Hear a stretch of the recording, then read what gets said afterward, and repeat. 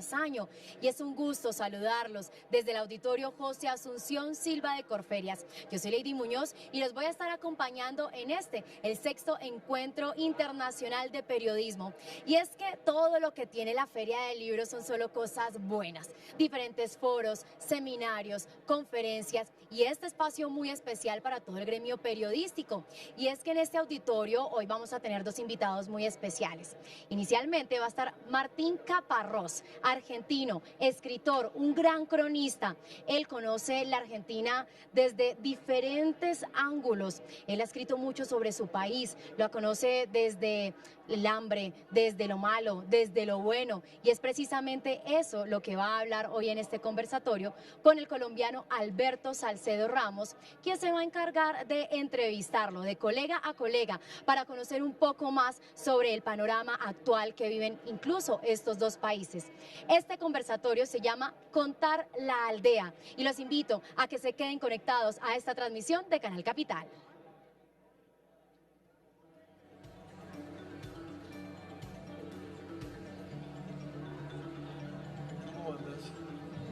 Buenas tardes.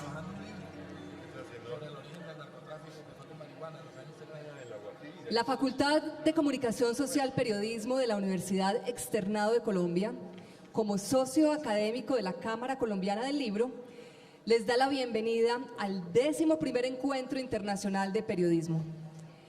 Desde 2009, esta alianza presenta cada año una temática que nos convoca a todos nosotros para pensar y reflexionar en el quehacer del periodismo. Y de verdad estamos muy contentos para tener y compartir con ustedes este espacio donde la cultura, la actualidad, la literatura y el periodismo se mezclan. Este año nos congregamos alrededor de narrar un continente inacabado, con esa fusión entre periodismo y literatura que ha llevado a la crónica a ser hoy por hoy el género más acertado y vigoroso en la interpretación de los profundos conflictos políticos, sociales, culturales que subyacen en el mundo hispanoamericano. Ustedes tendrán el privilegio durante 3 días de tener 7 mesas con narradores de 7 países, quienes reflexionarán sobre cómo contar de la omnipresencia de la guerra en nuestra realidad y la violencia que significa la corrupción política, pero también, y esto es muy bonito, sobre la singularidad de millones de seres humanos que se mueven en las ciudades, en los espacios de tantas narrativas que redundan en sus mundos íntimos, en una épica de lo cotidiano, donde se lucha por causas que rompen los prejuicios, los tabús y los atavismos culturales. La Facultad de Comunicación Social es una escuela de periodismo avalada y reconocida internacionalmente por el Consejo Latinoamericano de Acreditación en Educación de Periodismo, que a su vez es el órgano académico de la Sociedad Interamericana de Prensa. Y por eso, en coherencia con los principios de la CIP y del CLAEP, la facultad abre este espacio para que todos nosotros sigamos pensando, repensando y actuando en el periodismo que requiere el mundo de hoy.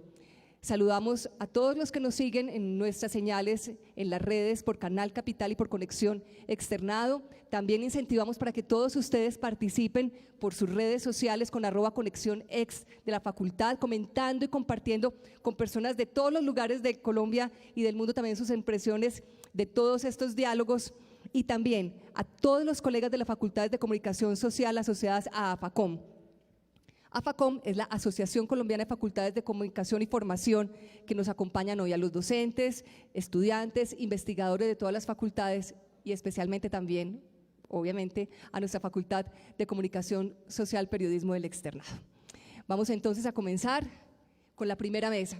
Y la primera mesa tiene un nombre muy especial, es Contar la Aldea, y tenemos a nuestros invitados hoy. Decía Tolstoy: escribe sobre tu aldea y serás universal. Por eso tenemos al gran escritor argentino Martín Caparrós. Él habla de los mundos que ha recreado en sus crónicas, en sus ensayos y en sus novelas. Y estamos muy contentos de tenerlo acá porque se ha convertido en una de las referencias más poderosas de la literatura y del periodismo en castellano. Caparrós conoce la Argentina profunda, la del hambre, la del desamparo y los olvidos, tan cercanas al resto de nuestra América Latina, pero mucho menos exhibida. Y también en esta mesa, en estos sofás, en este espacio, tenemos a Alberto Salcedo Ramos, otro grande de la crónica no solamente colombiana, sino continental. Y con el maestro Alberto Salcedo vamos también en este momento con el rol de entrevistador a volver a beber en las fuentes originales del periodismo y conversar sobre identidades, huellas, marcas, todo eso que la crónica de Caparrós nos ha dejado para la posteridad. Por eso vamos a darle una bienvenida de una forma muy puntual. A las 2 de la tarde comenzamos con Contar la Aldea, con Martín Caparrós de Argentina, con la moderación de Alberto Salcedo Ramos de Colombia. Buenas tardes para todos. Últimamente me ha tocado compartir con Martín en diferentes lugares, ¿no? En Cali le hice una entrevista sobre su libro El Hambre. El año pasado estuvimos juntos en El Salvador en un panel sobre fútbol que iba terminando bastante mal, casi nos linchan allá. Y hoy acá. Ya somos como Abbott y Costello, pero más o menos, ¿no? Sí, porque lo del gordo y el flaco quedaría feo, ¿no? Yo estoy muy gordo, pero no califico todavía. Bueno, para mí es un honor, como siempre, interactuar con Martín, un grande con todas las letras, grande como contador de historias, grande como persona que ha pensado el oficio con brillo, con agudeza, personas que ha ido legando un ejemplo sólido para las nuevas generaciones y un hombre que no tiene ninguna fractura entre el decir y el hacer. Un maestro de verdad, y pido que le regalemos un aplauso antes de comenzar. La noción del aplauso preventivo es interesante, ¿no? ¿Aplauso? Preventivo. Preventivo. Por si acaso, por si después no queremos dárselo, está bueno eso. Gracias. Exactamente, exactamente. Bueno, la palabra aldea aparece en el leitmotiv de nuestro encuentro. Tendríamos que comenzar haciendo algunas definiciones irremediablemente antes de seguir adelante. ¿Existe la aldea? ¿Es una aldea? ¿Son muchas aldeas? ¿Qué diablos es la aldea en caso de que exista? Empezamos difícil. A mí, ¿sabes qué? Antes de contestar a eso, que voy a intentarlo, me llamó la atención que en la presentación de esta actividad, mientras tanto, buenas tardes, soy maleducado, pero no tanto como para no saludar. Disculpen, no me di cuenta de que no lo había hecho. Hola.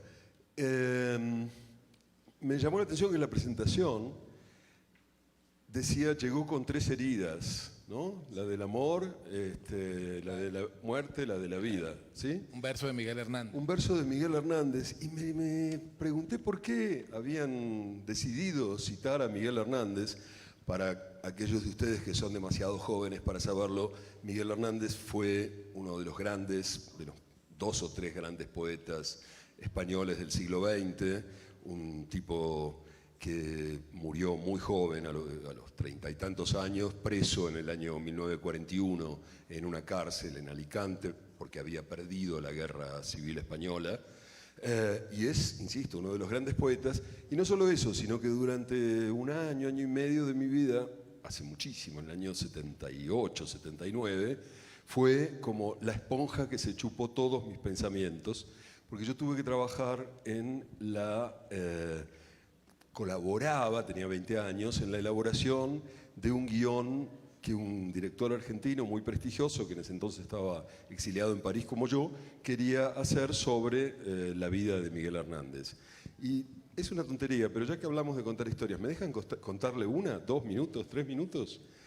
Resulta que la película estaba planteada con o sea, iba a haber en la película muchos fragmentos de la poesía de Miguel Hernández. Era una ficción, digamos, sí, una ficción, pero que se ajustaba bastante a la vida difícil de Hernández y que incluía muchos fragmentos de su poesía. Por lo cual, el director tuvo que hacer un contrato con la familia, los herederos de esta poesía, que eran la esposa, la viuda de Miguel, y un hijo que tenía en ese momento 40 y tantos años, para poder usar esos textos. Y entonces, como parte del contrato, lo que se decía era que la familia tenía derecho de veto sobre lo que la película iba a contar, o sea, podía vetar cualquier cosa que se dijera allí, y que por otro lado tenían un porcentaje de la recaudación.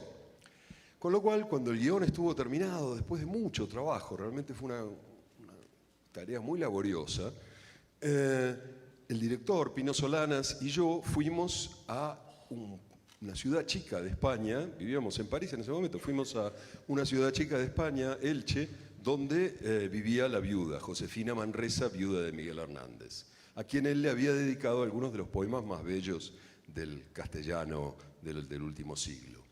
Y llegamos, la fuimos a ver porque ella nos había dicho, bueno, he leído el guión, tengo que hacerles algunos comentarios, o hacerle al director algunos comentarios, yo lo acompañaba.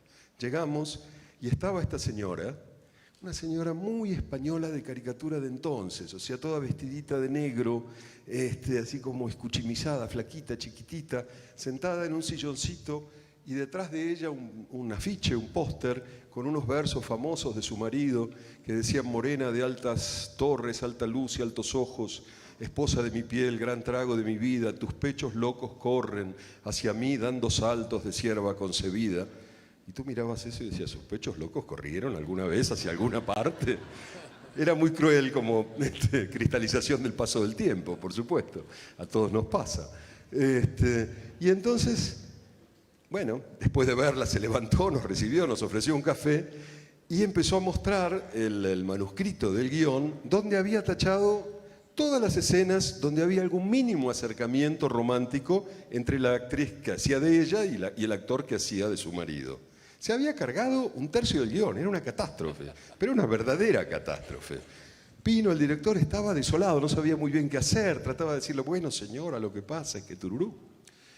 Y en eso llega Miguel Hernández, hijo, que prácticamente no había conocido a su padre, murió él nació con su padre en prisión, de ahí las famosas nanas de la cebolla que Miguel Hernández le compuso a este muchacho, etcétera, etcétera, y llega.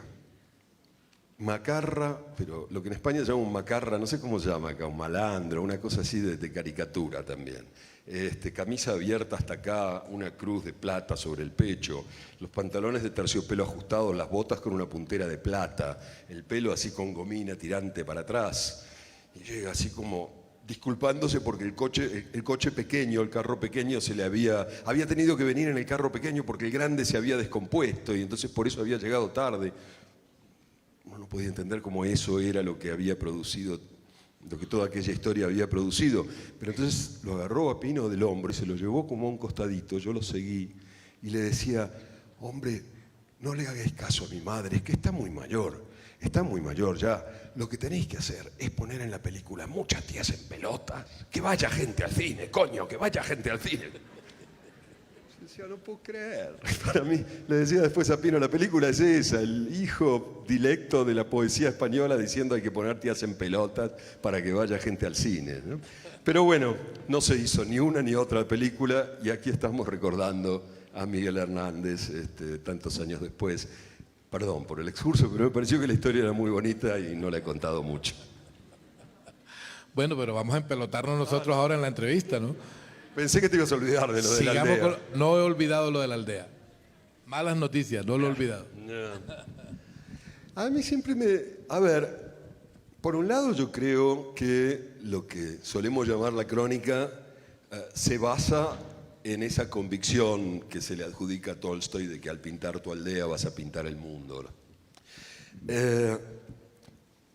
Y durante mucho tiempo yo lo practiqué sin ningún tipo de cuestionamiento. No necesariamente mi aldea, ahí diferiría, cualquier aldea. Digo, uno pinta la aldea que puede ser propia o muy ajena, pero pinta una aldea y con eso da una idea de de lo que pasa en el mundo en un determinado tipo de cuestión, de problema, de asunto. Pero ahora tengo dos dificultades con esta idea. Por un lado, la primera es que me parece que hay cosas que no se terminan de resolver o de entender pintando tu aldea. Cuando hace unos años yo me planteé hacer este libro sobre el hambre, estaba convencido de que simplemente pintar los problemas terribles que sufren aquellos que pasan hambre no alcanzaba, que eso podía llevarme a lo que algunas veces llamamos como una suerte de pornografía de la miseria, y que era necesario para salir de eso, para evitar eso, entender. O sea, ir a buscar los mecanismos, las estructuras, las interrelaciones que hacen que todas esas catástrofes se produzcan. Lo que no alcanza con simplemente pintar las aldeas donde esas catástrofes se producen, sino que es necesario tratar de entender por qué suceden para no caer, insisto, en esta especie de pornografía, de pornografía de la miseria. Por un lado, esa es mi principal crítica a esta idea. Y por otro lado hay algo que también me inquieta últimamente, que es que pareciera como si algunos tuvieran derecho a pintar el mundo y otros no. Quiero decir, nosotros, escritores latinoamericanos, cronistas, periodistas, novelistas, como quiera que sea, parece que tuviéramos que dedicarnos muy específicamente a lo nuestro, a lo propio, digamos, a lo local, a lo nacional, como mucho a lo regional. Y que en cambio para pensar el mundo, bueno, hay que ser norteamericano, francés, alemán, inglés, que los que tienen derecho a mirar el mundo como conjunto son otros, no nosotros, que nosotros no nos arrogamos ese derecho. Yo por eso, para mí el hambre también es una reivindicación fuerte de decir, bueno, yo sí, en ese momento vivía en el quinto coño, en Buenos Aires. Bueno, desde allí también se puede mirar el mundo como conjunto. No es necesario estar en algunas de las capitales, pero no es algo que nadie nos imponga. Nosotros solos nos autocoartamos, ¿no? Nos autocensuramos, digamos, en ese sentido de pensar que tenemos que dedicarnos a lo muy particular en vez de vez en cuando permitirnos lo general. Yo me atrevería a decir, bueno, los que te hemos leído, que tú haces lo contrario de Tolstoy. Sabes hacerlo de Tolstoy, ni más faltaba. Sabes pintar tu aldea y elevarla al rango de universalidad que proponía Tolstoy. Pero también sabes ocuparte de aldeas que son ajenas a la tuya y apropiarte de ellas y hacer que esas aldeas sean tus aldeas y también sean las aldeas de nosotros los lectores. ¿Cómo se logra eso? ¿Cómo se logra viajar por la India, viajar por Juchitán, viajar por Nicaragua y lograr ver, cuando uno no pertenece a esos espacios, ciertas cosas ocultas que hay allí y volverlas luz, volverlas revelación, volverlas algo valioso para ti en primer lugar y luego para los lectores? Ay, si supiera. Tengo varias respuestas a partir de tu pregunta, o sea que era una buena pregunta.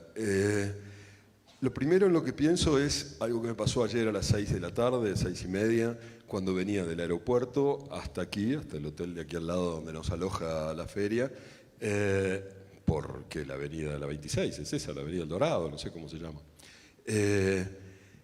Iba mirando, ¿no? Había estos edificios nuevos que hay en esa avenida, todo ese desarrollo inmobiliario fuerte de los últimos, 10 años, toda esa especie de pujanza corporativa que allí se despliega, etcétera, etcétera. Y venía pensando, ay, ¿esto cómo lo cuento? ¿Qué hago? ¿Qué tengo que poner? ¿Tendría que escribir que no sé qué o tendría que escribir que no sé cuánto? Y en un momento me di cuenta, ay, no, yo ahora no tengo que contar nada. ¡Qué alivio! Dije, no tengo que contar nada. Quiero decir, puedo dejarme llevar por el taxi pensando en cualquier otra cosa. Y yo creo que lo básico es eso.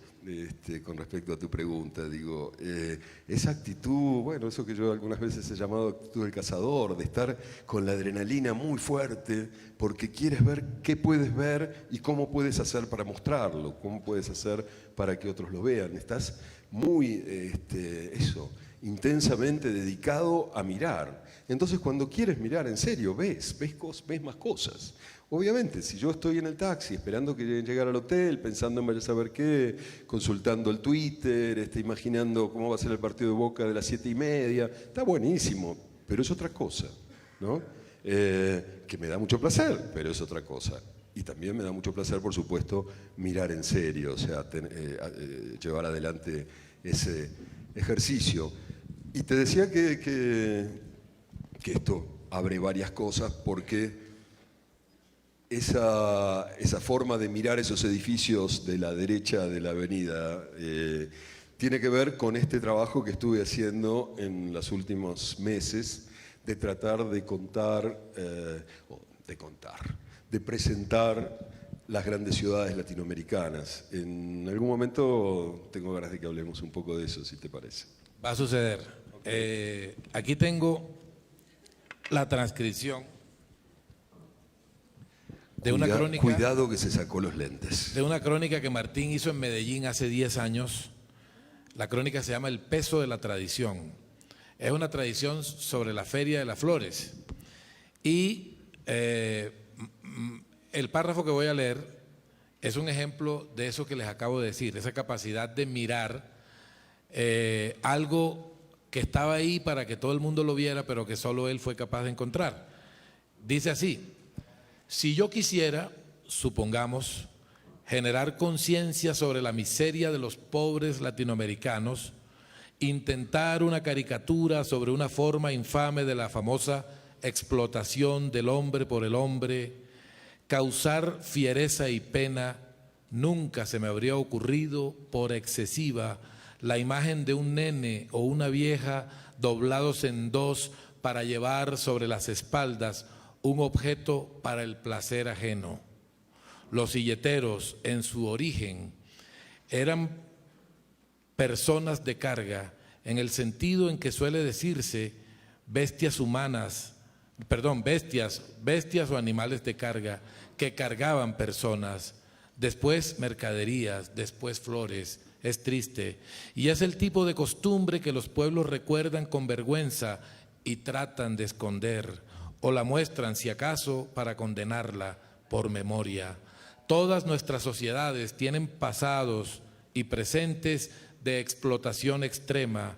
Lo raro es que la conviertan en tradición y en espectáculo.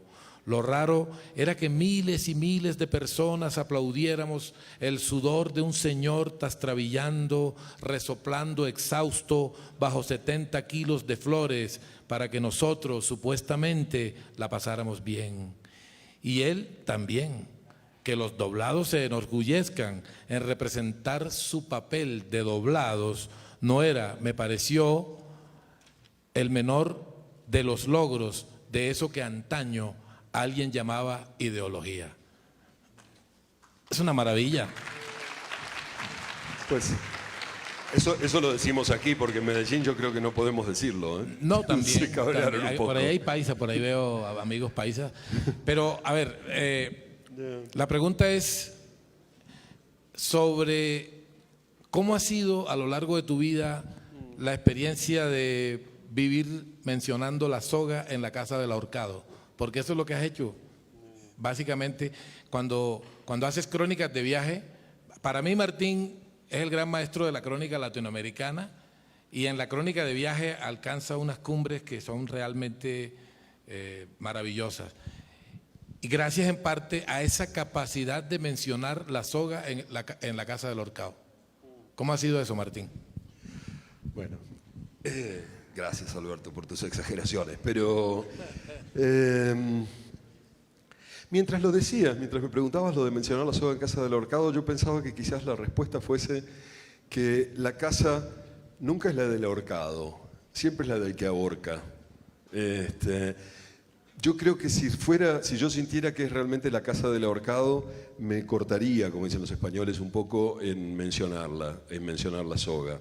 Si yo pensara que estoy hablando de aquel que sufre la soga, como es el ahorcado, me daría algún pudor. A veces no me lo ha dado, pero en principio me lo daría. En cambio, yo creo que en la mayor parte de los casos, insisto, la casa es la del que ahorca, no la del ahorcado.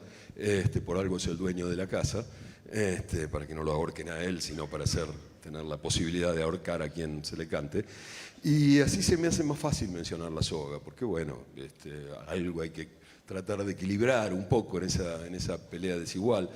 Me quedé pensando en esto de los silleteros, porque, no sé, yo sé que esto fue hace 4 o 5 años, 6 años más o menos, una vez que nos invitaron a hacer un taller de periodismo con la Fundación Nuevo Periodismo en Medellín.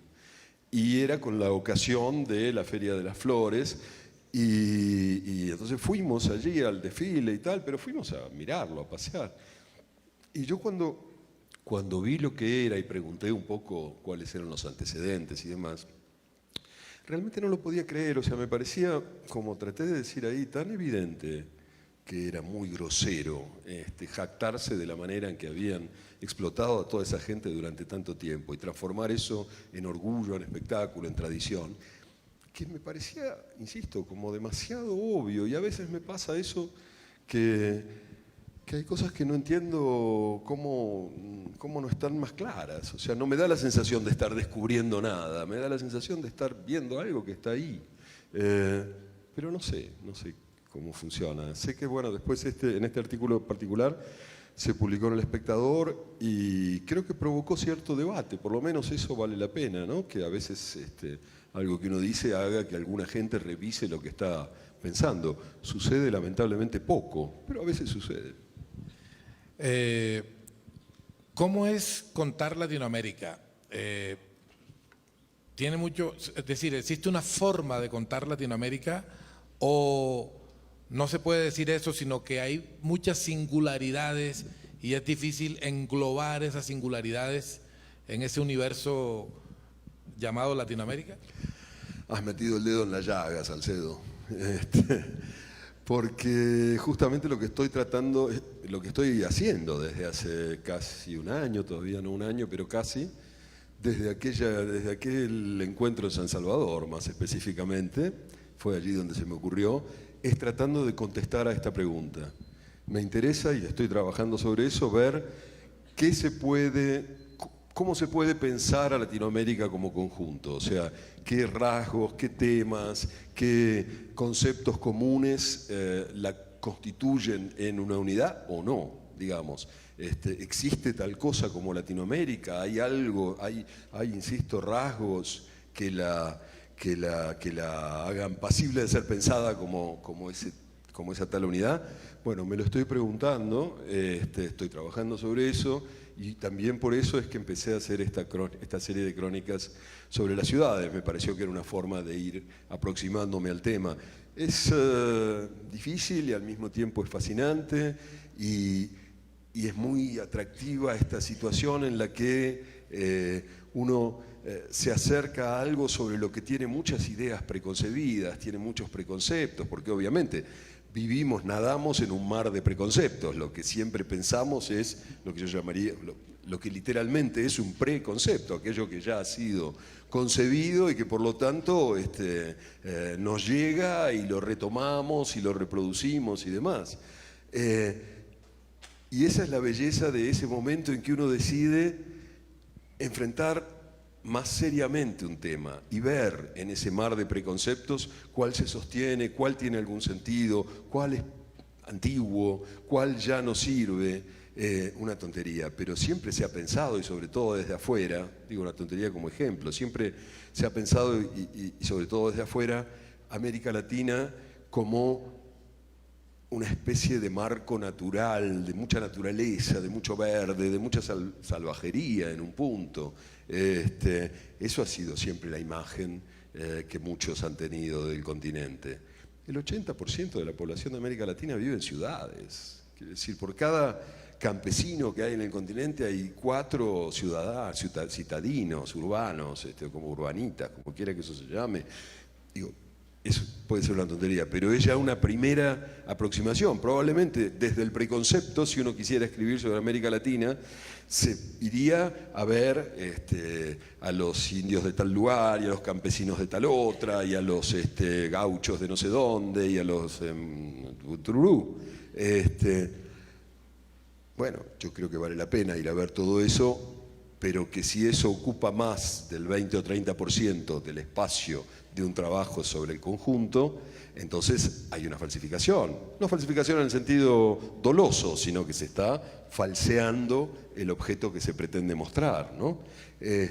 Digo, eso como un ejemplo muy menor, pero está lleno de esas cosas y que me tienen muy movilizado, muy así como, bueno, buscando, ¿no?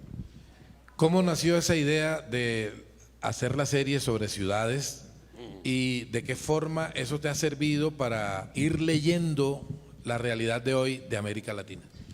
Lo de la serie de ciudades es muy un subproducto de esta idea de hacer este libro. Este libro, tú estabas, me parece. ¿Te acuerdas?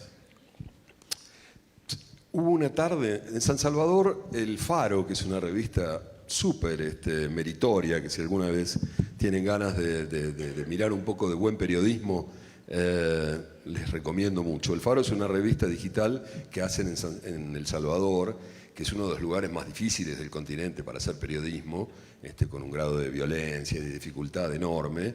Bueno, y ahí un grupo de muchachos y algunas muchachas, ellas dicen que no son suficientes y tienen razón, viene haciendo desde hace 10 o 15 años una revista muy extraordinaria, que de hecho la Fundación Nuevo Periodismo le dio su premio de excelencia hace 3 o 4 años. Bueno, ya no es ningún secreto, digamos. El Faro organiza un foro, un foro centroamericano de periodismo todos los años, y el año pasado, en mayo, coincidimos ahí, como decía Alberto. Y hubo una tarde, una reunión más a puertas cerradas para hablar de cómo estaba el periodismo en América Latina, y yo estaba por decir, como el mismo chascarrillo de siempre, bueno, América Latina no existe, es un desideratum de, qué sé yo, los vendedores de libros y que quieren tener un mercado unificado y de los no sé qué y de los no sé cuánto. Y cuando no sé si estaba por decirlo o lo dije, pero esto se podría pensar mejor, ¿no? Digo, es otro de esos clichés. En este caso uno mío personal, pero es otro de esos clichés que merecen ser retrabajados. Y ahí se me ocurrió, y si lo empiezo a trabajar, quiero decir, a ver si realmente existe tal cosa como América Latina, digo, existe algo así como un continente en el cual se pueden encontrar coherencias, similitudes, relaciones fuertes. Bueno, a partir de ahí, cuando la gente del país me propuso hacer algo, el diario El País de España tuvo una larga temporada en la que a mí no me hacían ni caso, había una gente un poco mala dirigiéndolo, no porque no me hicieran caso a mí, sino porque eran malos. Pero también. No, eso fue su único rasgo de inteligencia, pero todo el resto la verdad que lo estaban haciendo muy mal. Cambió, vinieron los buenos, y cuando vinieron los buenos me propusieron si quería hacer algo. Ese fue su error.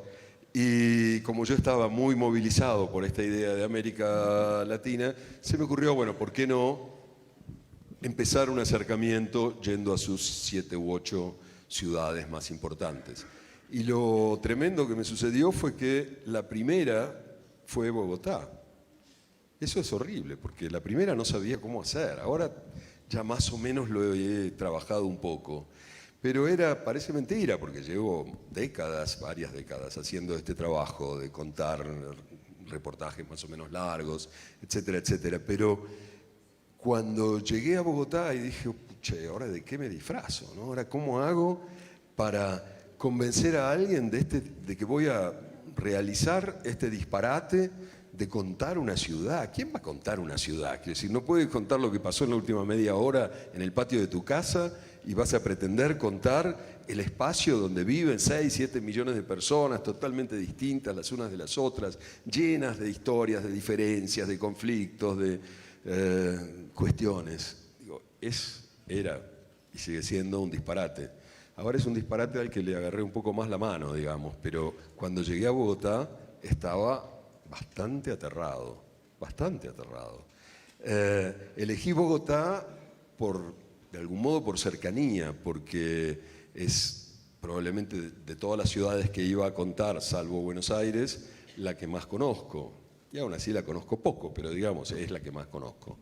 Y entonces dije, bueno, voy a estar más cómodo acá, más tranquilo, más arropado. Pero igual, estaba muerto de miedo. Y decía, ¿qué hago? ¿De qué me disfrazo? Fue raro, fue muy raro. Y ¿puedo leer el principio del texto de Bogotá? Por supuesto, sí. Porque claro. me traje el computador para eso, para que les dé, qué sé yo, como una idea de cómo es, de lo que intenté. A ver si está abierto. No.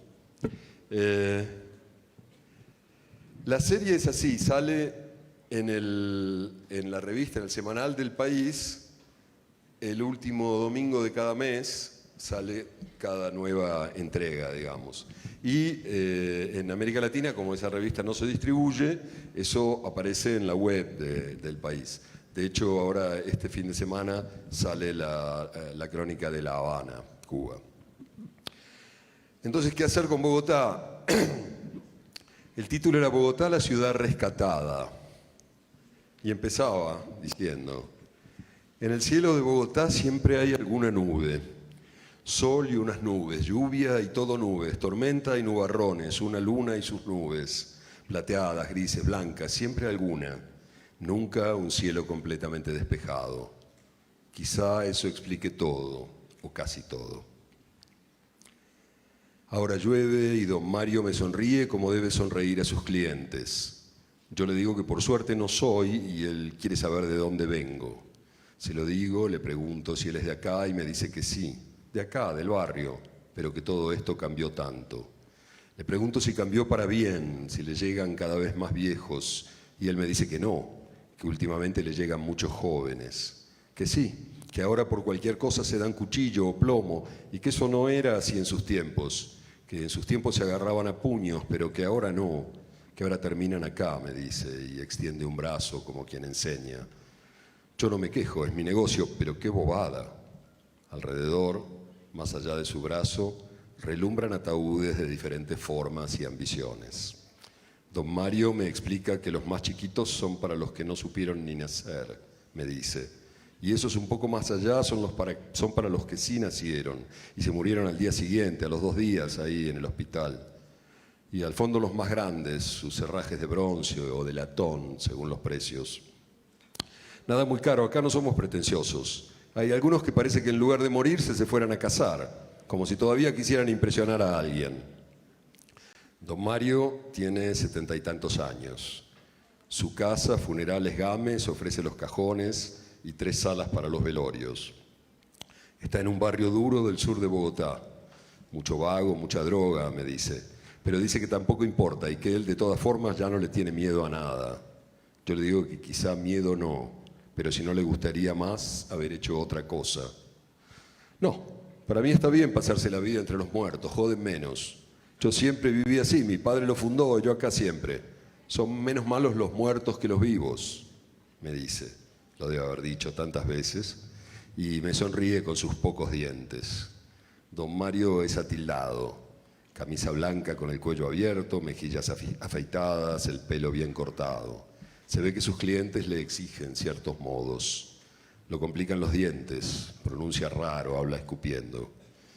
¿Y no le da como tristeza? No, hay gente que no le gusta cuando hay que abrir al muerto, pero uno se acostumbra a todo. Somos tan acostumbrados las personas.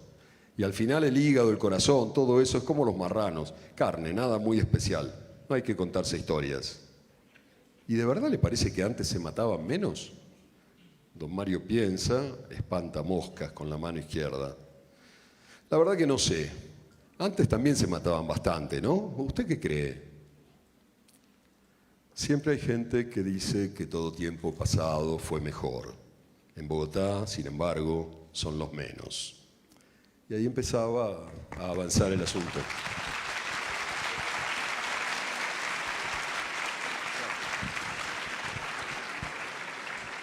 Volvemos al punto de ahorita, mencionar la soga en la casa del ahorcado o del que ahorcan, como dices tú.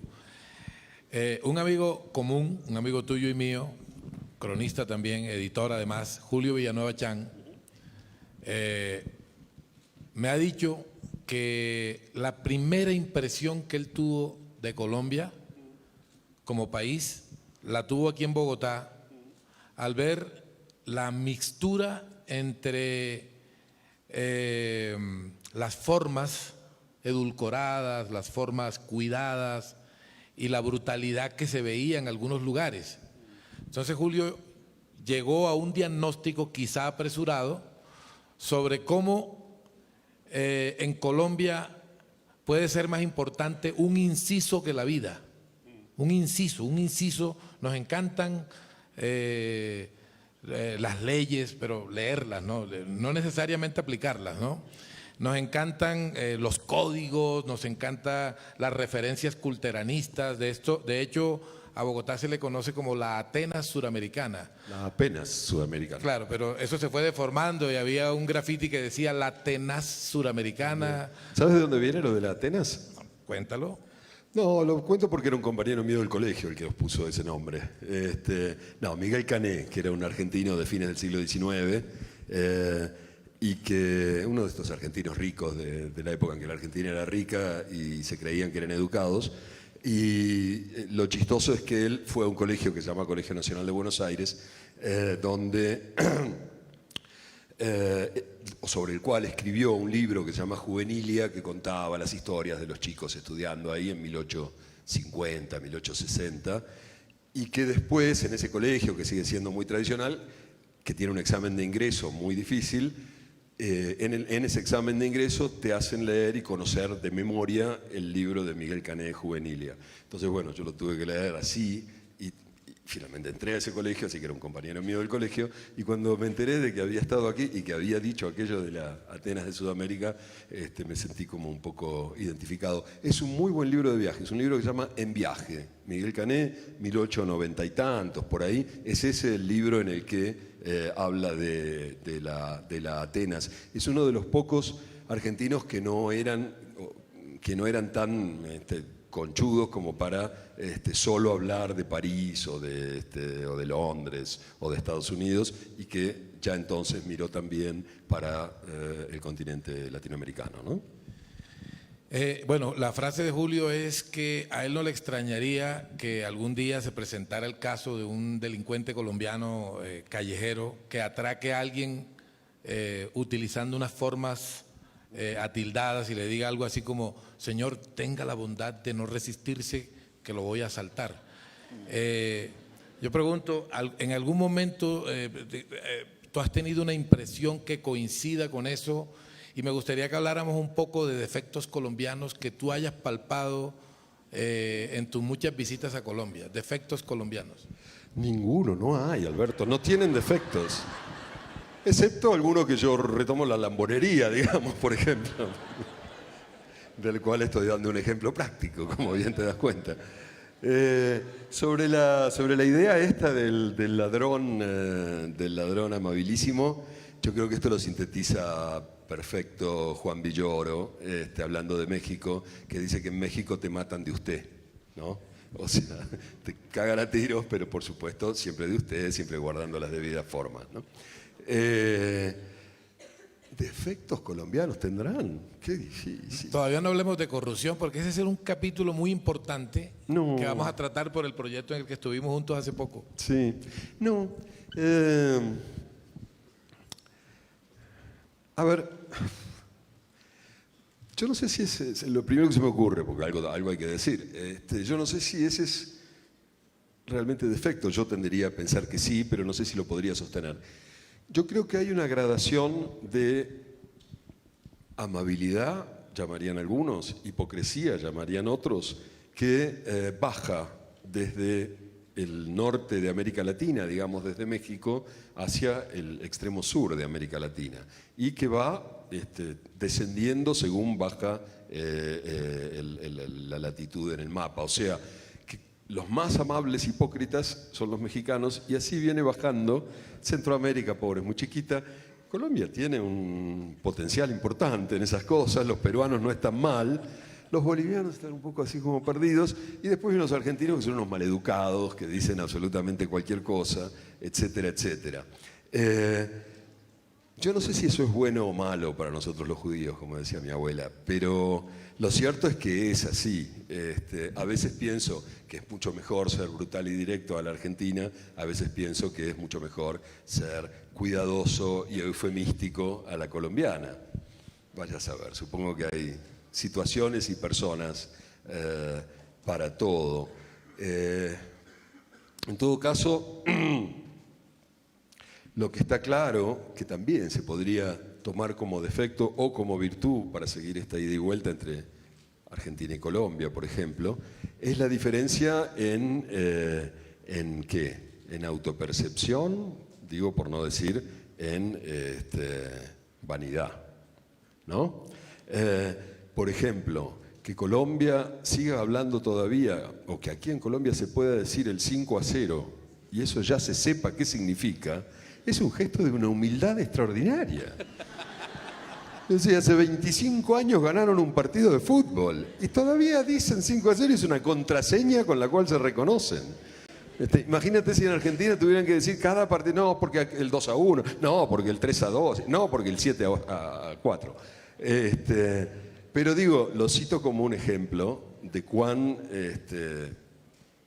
pagados de sí mismos o seguros de sí mismos, es curioso que las dos locuciones puedan aplicarse a lo mismo siendo tan distintas, pagados de sí mismos o seguros de sí mismos son los argentinos y cuán pocos lo son muchas veces los colombianos. Pero ahí me acabas de picar la lengua para recordar, así yo te pido también permiso para contar una mínima historia aquí. En el año 62, un año antes de que yo naciera, en el Mundial de Chile, sí, se enfrentaron Colombia y la antigua Unión Soviética. La Unión Soviética iba ganando por goleada y al final el partido quedó 4-4. Entonces, bueno, hubo escándalo, hubo fiesta nacional.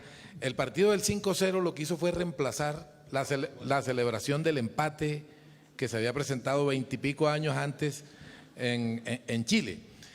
Como los rusos tenían en la camiseta las letras CCP, aquí decíamos que eso significaba con Colombia casi perdemos. Pero te cuento algo. El periódico El Tiempo tituló con una frase de Guillermo León Valencia, que salió al balcón presidencial a dar un discurso, porque Colombia le había empatado a Unión Soviética, y había dicho que ese era un triunfo de la democracia sobre la dictadura. Eso, bien. Y así tituló el Tiempo, triunfo de la democracia sobre la dictadura. Sí. 4 días después, Yugoslavia le metió a Colombia 5-0. Ah. Y El Espectador tituló, triunfo de la dictadura sobre la democracia. Bueno, o sea que el 5-0 tenía un antecedente inverso. Teníamos un antecedente inverso. Lo que hicieron ustedes... El 0-5 de Colombia, digo, pero, también. De Yugoslavia, ¿qué dices? Yo a veces no estoy tan seguro de que ¿Por qué siempre, perdona, el 0-5 y el 5-0, por qué siempre lo hacen ustedes los colombianos con países que después dejan de existir? Porque les pasó primero con Yugoslavia, después con la Argentina. Digo, siempre lo hacen con países que están... Bueno, no. Aplauso, por favor. Bueno, tuve la dicha, la fortuna de trabajar recientemente con Martín en un proyecto que se le ocurrió a él y a un editor y cronista, escritor llamado Diego Fonseca. El proyecto tiene un título provocador, Perdimos, en letras grandes, y abajo, ¿quién gana la Copa América de la corrupción? Me invitaron a mí, la idea era invitar a un autor para que defendiera en las páginas de ese libro la idea de que su país, el país de cada autor, merece ganarse la Copa América de la corrupción. Cuando a mí me invitaron, yo dije una colombianada, dije, eso es papita para el loro, porque no creo que haya un país más corrupto que Colombia. Pero estaba pensando con el deseo y estaba siendo bastante irresponsable, ¿no? Todos tenemos a la mano la frase que dijo un expresidente colombiano cuando estaba en su campaña presidencial. Dijo que había que reducir la corrupción a sus justas proporciones. como a ese presidente le hacían chistes de que era bruto, todos pensamos que era una brutalidad de él, cuando la realidad es que es el único tipo que ha dicho algo sensato en la historia política de Colombia. O sea, el país se jodió por no haberle hecho caso, por no haber reducido la corrupción a sus justas proporciones. Pero en Argentina hay una frase peor todavía, de un tipo llamado Barrios Nuevo, Barrio Nuevo, sí. que en su diagnóstico dijo que había que dejar de robar durante 2 años. O Pero sea, lo peor eso- es que lo eso dijo en realmente- primera persona del plural. Dijo, tenemos que dejar de robar durante 2 años. Él como buen mártir se proponía para hacerlo también, para dejar de Bueno. robar durante 2 años. Sí. La pregunta es, tú que viste todos los textos, tú que viste todos los síntomas, todos los problemas, todas las consecuencias, ¿a qué conclusión llegaste? ¿Quién la ganó? ¿Por qué perdimos todos? Hablemos un poquito de eso. A ver, todavía no, o sea, yo no me arrogo el derecho de llegar a ninguna conclusión. Y voy a volver a esto, pero antes te quería contar como un pequeño entre nos aquí, que es que ese libro surgió en Bogotá. Porque en realidad en su origen estuvo una charla un sábado a la tarde que llovía en fin, llovinaba como siempre, con Omar Rincón. Seguramente muchos de ustedes lo conocen, y estábamos charlando y un poco aburridos, tomando un café rarísimo, esos cafés que ahora hacen así como cool en ciertas zonas de la séptima, por ahí, donde te explican que el café lo ponen en una retorta o alambique que va produciendo una serie de ondulaciones cinéticas que pese a todo no dejan de... Bueno, eso, estábamos con eso muy aburridos. Y empezamos a recordar aquellas, como en general, cenas que suelen producirse en los talleres de la Fundación Nuevo Periodismo, donde, como ustedes saben, durante unos días se juntan, qué sé yo, 12, 15 periodistas de distintos países de América Latina. Y a mí me llamaba la atención que siempre en alguna de esas cenas, con un par de rones de por medio en general, empezaba la competencia para ver cuál de los países de cada uno de los asistentes era el más corrupto. No, porque en mi país ahí está fulano que hizo no sé qué y no sé cuándo. No, pero eso no es nada. En el mío, tururú, piribín, papapam. Y entonces con Omar dijimos, ¿por qué no tratamos de reproducir eso en un libro? ¿No? Lo que tú decías, que un escritor por cada uno de los 20 países del continente, incluso un español, cuenten lo que consideraran su mejor caso de corrupción para competir con los demás y de hecho poner una página web que ya está, ¿cuál les parece el caso más merecedor, digamos, más meritorio? Eso está en marcha. Creo que el libro no llegó a Colombia todavía. Planeta lo va a publicar aquí, en México y demás. Así que todavía falta mucha difusión para poder tener mucha tela por robarse, para poder conseguir mejores resultados. Pero lo cierto es que es muy curioso ver cómo hay como patrones es una palabra sugerente en este caso, patrones que se reproducen en todo el continente, ¿no?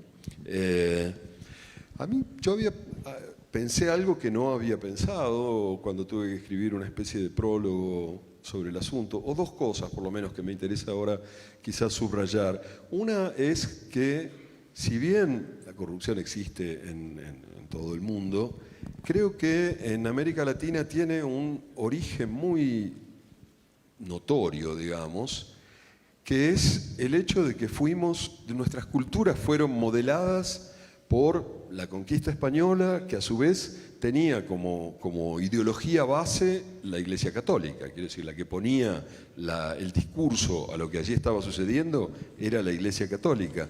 Y la Iglesia Católica, absoluciones, bulas, todo tipo del cisma protestante, y etcétera, etcétera.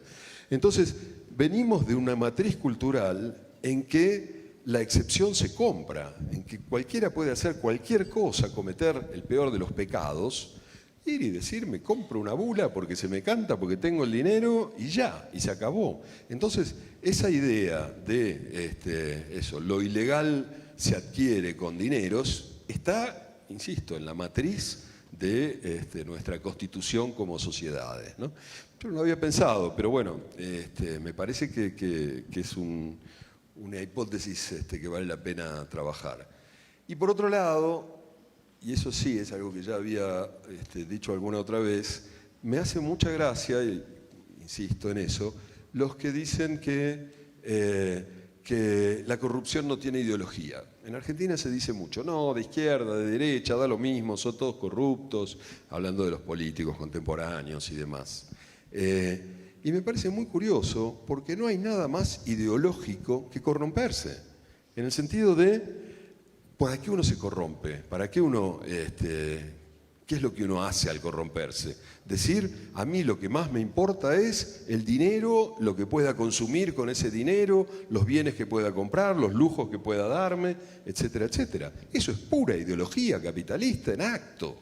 Quiero decir, no es falta de ideología, no es que eso se pueda hacer desde cualquier lado, no. Cuando haces eso te estás poniendo en un espacio muy preciso que es eso, el de aquel que cree que los bienes materiales propios es lo más importante que puede, o lo decisivo que puede hacer con su vida, que conseguir esos bienes es lo decisivo que puede hacer con su vida y que para eso se arriesga, hace cagadas, jode a todo el mundo, etcétera, etcétera. Entonces esta idea de que la corrupción no tiene ideología me parece una cortina de humo que habría que intentar empezar a dispersar. Pero algo que está en la matriz de ese problema de la corrupción en América Latina es el hecho de que es estructural y el hecho de que es con lo que se garantiza la gobernabilidad. Los gobiernos corrompen para poder gobernar. Es como, incluso todos hacen campaña con la bandera de la corrupción y en realidad aquí el asunto de gobernar a través de la corrupción lo que hace es aplicar el código de una vieja salsa que dice quítate tú para ponerme yo. Es como, bueno, ya ustedes robaron, ahora venimos nosotros, ¿no? Y en México eso está reducido a un aforismo, los mexicanos son buenísimos para hacer ese tipo de frases que dice, el que no tranza no avanza. Entonces es algo así como, te doy, porque si no te doy, no me vas a aprobar las iniciativas de gobierno que yo tengo y cada gobernante además no le sirve la Constitución, cada gobernante quiere acomodarla a su medida. Por eso Susan Sontag decía, en México la Constitución ha sido reformada 72 veces y me temo que necesitan 72 reformas más. ¿Por qué no hablamos un poquito de eso? Sí, lo que pasa, a ver, México fue un caso muy concreto de eso. Me acuerdo que que era en el año 2000 probablemente, o 2000 y poco, cuando por fin el PRI fue desalojado del poder después de 70 y tantos años, había mucha gente que se quejaba de que ya no sabía a quién había que pagarle la mordida. Quiere decir que había habido un sistema que había funcionado muy bien durante mucho tiempo, muy bien dentro de esos términos, pero que funcionaba. Que se sabía que cuando un señor, qué sé yo, tenía un bar pequeño en un pueblo y quería poner 4 mesas en la calle, aunque la ordenanza municipal no lo permitiera, sabía a quién tenía que ir a darle los 10.000 pesos para que nadie lo jodiera con las 4 mesas en la calle. Y que cuando eso cambió, porque llegó el PAN al poder, era un desbarajuste en que las cosas no funcionaban. Efectivamente, se quejaban de eso. Pero bueno, también hubo, o sea, que pareciera que esto es intrínseco, consustancial, que no hay forma de erradicarlo. Hace 100 años estábamos todos convencidos de que las mujeres no tenían ninguna razón para votar. Era tan intrínseco, tan consustancial y tan natural como esto que estamos diciendo. Lo que vale la pena cambiar es aquello que pensamos que no se puede cambiar. Para cambiar lo que todos estamos de acuerdo, bueno, está bien, va, ya. Lo que vale la pena pelear por cambiar son esas cosas que parecen, ni siquiera que parecen difíciles, que parecen naturales, que parece que fuera así y que por lo tanto no hubiera ninguna chance de modificarlo. Insisto, hace 100 años a nadie se le ocurría que una mujer pudiera ir a votar. Ahora a nadie se le ocurre que el hecho de ser mujer o no pudiera definir tu aptitud para votar. Entonces, bueno, esos son los cambios fuertes que valen la pena encarar, ¿no? Bueno, quisiera que dedicáramos esta última parte de la entrevista a hablar de periodismo y literatura. ¿Qué es eso? Voy a tomar como punto de partida Cuando dijiste tomar me asusté porque yo no sé si acá dicen eso. Voy a tomar lección, ¿no? Cuando te hacían pasar al frente, a la pizarra. Sí. Voy a tomar lección al alumno Caparrós. Sí. Voy a tomar como punto de partida un párrafo breve tuyo que dice así. Lo tengo dicho. A menudo me pregunto por qué los editores de los diarios y periódicos latinoamericanos se empeñan en despreciar a sus lectores, o mejor, en tratar de deshacerlos. En su desesperación por pelearle espacio a la radio y a la televisión, los editores latinoamericanos suelen pensar medios gráficos para una rara especie que ellos se inventaron, el lector que no lee. Este prólogo tiene 10 años. Si hace 10 años Martín hablaba del lector que no lee, ¿qué se deja para hoy en día cuando estamos en manos, ahora sí, totalmente de la banalización? Hace poco vi un portal de la prensa colombiana, un gran portal de la prensa colombiana que tituló James y Daniela se dejan de seguir en Instagram. Ya cuando llegamos a eso, realmente la cosa está bastante jodida. Yo creo que, no sé, la verdad. Ayúdame a insultar esa vaina, por favor. Sí, hay bastante lío con eso, ¿no? Yo creo que a esto que yo decía hace 10 o 15 años y que entonces los editores hacían más bien por intuición, porque suponían que tal cosa, o porque más o menos podían ver que tales notas eran más leídas que otras y demás. Ahora se suma el hecho de que pueden comprobarlo de una manera fehaciente e inmediata. Quiero decir, supongo que algunos de ustedes han visto cómo las redacciones de los periódicos, sobre todo de los grandes periódicos, están llenas de pantallas donde les dicen al segundo cuántos lectores está teniendo cada nota, cuántos lectores están teniendo la competencia. Quiero decir, la lógica del rating, de la cual hasta ahora los medios escritos habían estado exentos, se ha apoderado de algunos de esos medios escritos, en general de los más grandes, de los más influyentes. La lógica del rating significa pensar que lo que hay que hacer es darle al consumidor, al público, aquello que el público ya está consumiendo. Más de lo mismo, porque para asegurarte que va a seguir en esa línea, que va a seguir consumiendo. Yo últimamente por eso también digo que me parece que si durante mucho tiempo dijimos, y podemos seguir diciendo, que el periodismo consiste en contar aquello que alguien no quiere que se sepa, aquello que alguien no quiere que se cuente, yo también creo que cada vez más el periodismo consiste en contar lo que muchos no quieren saber. O sea, no lo que el público está esperando que le cuentes, sino lo que te parece que importa, que vale la pena de ser contado.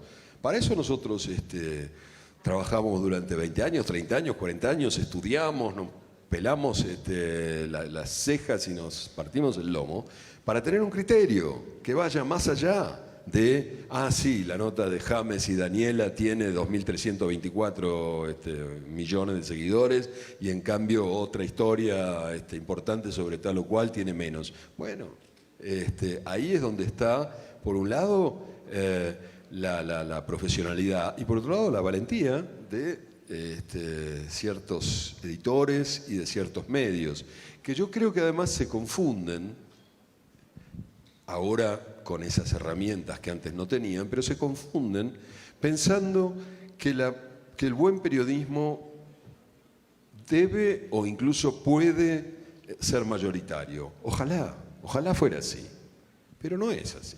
Lamentablemente no es así.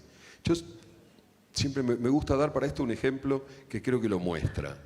En los años 80, 90, antes de la irrupción de Internet, en España el diario El País era hegemónico. Realmente lo que no estaba en El País no estaba. Era el diario que concentraba todo lo que había que saber sobre la cultura, sobre el poder, sobre el deporte, sobre cualquier cosa. Realmente funcionaba. en ese momento de gloria, donde además hacían unos negocios extraordinarios, les iba bárbaro, juntaban dinero con pala, vendían 400.000 ejemplares, lo más que vendió nunca un diario normal en España, un diario no deportivo en España. 400.000 ejemplares en un país de 40 millones aproximadamente de personas es un 1%. O sea, 1 de cada 100 personas compraba ese periódico. No era mayoritario, ni de lejos. Quiero decir, había 99 personas que no lo compraban por cada uno que sí. Y sin embargo, es un periódico que recordamos, este u otros que se podrían citar como ejemplo. Entonces, creo que buena parte de la tontería de muchos de estos editores consiste en no entender eso. Que si hablan de James y Daniela, no solo no van a llegar a todo ese público que quieren, porque para enterarte sobre James y Daniela es mejor poner la tele o poner algún programa de chismes de la radio o de la televisión. No solo eso, sino que además van a perder su peso como periódicos, van a perder su lugar, van a perder su influencia, porque un periódico que pone demasiadas cosas sobre James y Daniela deja de ser tomado en serio. Y los periódicos lo que tienen no es el 98% de seguidores, es su posibilidad de ser tomados en serio, de que la gente que tiene ganas de pensar problemas los tome como referencia, los use, los cite, los continúe. Y eso es lo que muchas veces se olvida y se pierde. ¿Vale la pena ser periodista en este momento del siglo XXI, Martín? Claro, en cualquier otro momento. Sí, por supuesto. Qué sé yo, supongo que hay gente que le gusta hacer experimentos con ratones o qué sé yo, o firmar escrituras en un despacho con muchos dorados. A mí me gusta mucho esto y me parece que es muy fácil que te guste, digamos, que es muy fácil que te guste si tienes la decisión de hacerlo de una manera que te guste. También es muy fácil que no te guste, quiero decir, si finalmente la forma en que haces periodismo termina por consistir en subir pequeñas fotos de Instagram de James y Daniela, entonces ciertamente es fácil que termine por no gustarte relativamente pronto. Pero si peleas para hacer lo que te gusta, es muy atractivo, es muy excitante.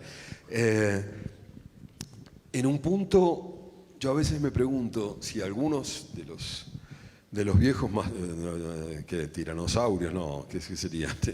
Brontosaurios que estamos por aquí, no somos un mal ejemplo, porque hacemos parecer a veces que nos ha tocado todo esto en una rifa, ¿no? Que qué suerte que tenemos, que hacemos lo que creemos, que escribimos sobre lo que nos importa, etcétera, etcétera.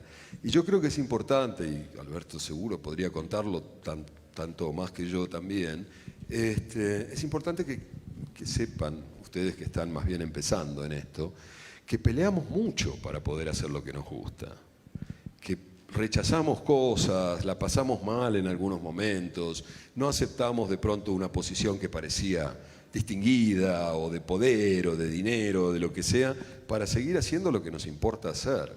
Que yo no digo que todos tengan que hacer eso, pero sí yo creo que es lo que vale la pena hacer. Hay una definición de periodismo que me gusta mucho, que la dio Gilbert Chesterton, es irónica, dice: el periodismo consiste en decir Lord Jones ha muerto a gente que no sabía que Lord Jones estaba vivo. Yo diría que la frase complementaria de esa que acabo de citar es una tuya, que tú dices en ese maravilloso prólogo del libro de Crónicas de Gato Pardo, que la crónica es política porque se rebela contra la idea de que el periodismo consiste en decirles a muchos lo que les sucede a pocos. ¿Por qué no hablamos un poco de eso también? Me había olvidado de eso. Está buena, ¿eh? Sí. Hablemos de eso. A mí me pasa en sentido literal eso, lo de esta frase de decirles a muchos que Lord Jones ha muerto, muchos de los cuales no sabían que Lord Jones estaba vivo, pero ya como estoy grande, cuando estoy viejo, me pasa y me alivia, porque leo fulano de tal se murió, Y digo, ay, qué suerte que todavía estaba vivo. Pero lo digo como, claro, ¿viste? Esa gente que como que desaparece, que uno ha seguido. Puede ser un escritor, puede ser un cineasta, puede ser un, qué sé yo, con lo que sea. Y que de pronto un día sale, se murió, y entonces, y tenía 84 años, y que qué bueno, menos mal que vivió hasta ahora. Bueno, pero sí, quiero decir, hay como una de las primeras cosas, y no sé cuántos ahorcados hay aquí, cuántas sogas, pero una de las primeras cosas que te enseñan en las escuelas de periodismo es qué es noticia, ¿no? Como si existiera algo que por su propio, no sé, por su propio peso o por su propia ontología, es digno de ser contado, es noticia, tal cosa es noticia. Y eso es una construcción, absolutamente, una vez más, una construcción ideológica, que va cambiando además. No lo había pensado nunca, pero quizás alguna vez sería interesante hacer un trabajo en el cual uno viera cómo va cambiando la idea de lo noticiable a través de los últimos 100 o 200 años. Cómo ahora consideramos noticia cosas que hace 50 años seguramente no habríamos considerado, que hace 100 sin duda no. Quiero decir, los amores de un futbolista, para seguir con tu ejemplo, estoy seguro de que no hubieran sido considerados noticia hace 100 años o 50. Y así sucesivamente. Entonces, lo que se piensa como noticia es claramente una construcción ideológica, y en general se suele pensar como noticia eso, lo que le sucede a los ricos y famosos y poderosos y tetonas y futbolistas y alguno más.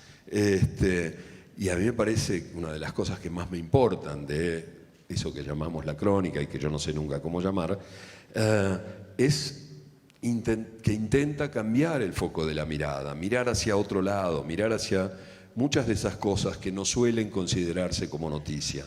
Eso no implica necesariamente a los más desfavorecidos, a los más pobres, a los más puteados. No necesariamente, también, pero no solo. Insisto, hay muchas otras cosas que tampoco se consideran noticia y que valen la pena de ser miradas. Y a mí me importa y me parece, como decía Alberto que yo decía, que eso es muy político. Cambiar el eje de la mirada es muy político porque cómo se forma el eje de la mirada, aquello que nos enseñan a considerar noticia es una construcción muy política. Es una forma de decirte, esto es lo que importa, esto es lo que vale la pena. Si hay que mirar a los que tienen poder, entonces el poder está legitimado porque son los que valen la pena de ser mirados, los que son dignos de ser mirados. En fin, es una historia larga, pero sí creo que variar el eje de lo que se considera noticia es interesante en sí por lo que produce y es interesante por cómo muestra que la idea de noticia también es una construcción ideológica. Hay una crónica de Martín sobre Videla, el nefasto exdictador argentino. Es una crónica que cuenta cómo Martín se dedicó a esperar una posibilidad de encuentro con Videla en un lugar a donde Videla llegaba a entrenar, a caminar, a correr, y Martín se tomó el trabajo de estar ahí como a la caza. Volvemos al ejemplo de la cacería, a la analogía del cazador, hasta que finalmente apareció Videla y él lo encontró. A mí me parece que esa crónica, además de ser una crónica memorable, es también un ejemplo de lo que debe ser la relación entre el periodismo y el poder. Ya Videla no lo tenía de alguna manera, pero era el símbolo del poder, seguía siendo el símbolo del poder. A mí me gustaría que Martín leyera el último pasaje de esa crónica y que luego conversáramos un poco de su carpintería. ¿Cuál es el último? Y nos cuentas un poco la carpintería. Sí, les cuento. A ver, les cuento muy brevemente. La historia es que el general Videla, que fue el dictador argentino que gobernó entre el año 1976 y 1980, y a quien se le atribuyen miles, se le atribuyen con toda justicia miles y miles de asesinatos. Quien dijo por primera vez aquello de los desaparecidos, que después es una palabra que se impuso, él fue el que dijo, no están, no se sabe qué pasó, están como desaparecidos. Había sido condenado por un tribunal civil en 1985, cuando terminó su dictadura, pero en el año 90, si no recuerdo mal, un presidente democrático, Carlos Menem, peronista, lo había amnistiado. Entonces estaba en la calle, estaba amnistiado, sus crímenes habían sido borrados. Y un día una amiga, una escritora, Liliana Hecker, argentina, me contó que ella, que solía correr por un lugar que entonces era muy poco utilizado de la ciudad, la Costanera Sur, que después se transformó en lo que ahora llaman Puerto Madero y es una zona muy cara y demás, pero entonces no iba nadie, que por esa zona donde ella corría se había cruzado con Videla, o creía que era Videla, porque le parecía tan raro. Yo dije, qué cosa extraña. Y con un amigo fotógrafo, Rafa Calviño, con quien trabajábamos en Página 12, nos fuimos a ver si lo veíamos. Y fuimos 2 o 3 veces, no lo veíamos, no teníamos muchos datos, que iba supuestamente en horas de la mañana, días laborables, etc. Hasta que un día finalmente lo vimos bajarse de un coche, de un carro, de un Peugeot, con un solo custodio. Yo no podía creer. Realmente era muy raro tener a Videla ahí, a 10 metros. Esto es largo, pero el final dice, el ex vuelve caminando desde el sur. Al rato se le suma su mujer, que se escapa en cuanto ve a Calviño con el tele en ristre. Me pregunto por qué habrá elegido este lugar. Su casa está en Figueroa Alcorta, al lado de los bosques de Palermo, pero es probable que aquello resulte demasiado público. Acá, en cambio, no hay más que un grupito de habitués que incluye a varios oficiales del ejército. Pero, de todas formas, hay algo desafiante en el hecho de correr en un paseo público. No ocultarse en un club, en una quinta. Como quien reivindicara el derecho de usar una ciudad que fue suya. Como quien no temiese a los piquetes de paseantes que le fueran ocupando los espacios, expulsándolo de los espacios que fueron suyos cuando era la muerte. El ex ya está llegando a la glorieta, con la vena muy hinchada. Yo me pasé todo este tiempo rumiando mi respuesta. Si yo hubiera... porque esto viene de antes. Bueno, si yo hubiera hecho lo que hizo usted, le dije, tendría mucho miedo. Si usted hubiera hecho algo, no estaría acá, me dice, en un gruñido sin mirarme, y no termino de entender la amenaza. Lo sigo diciéndole estúpidamente que la repita si se atreve, pero él camina hacia el coche donde lo espera el guardaespaldas. No me queda mucho más, él se está yendo y solo por respeto me parece que debería gritarle algo. Entonces le grito asesino y él se da vuelta, me mira, entra en el coche.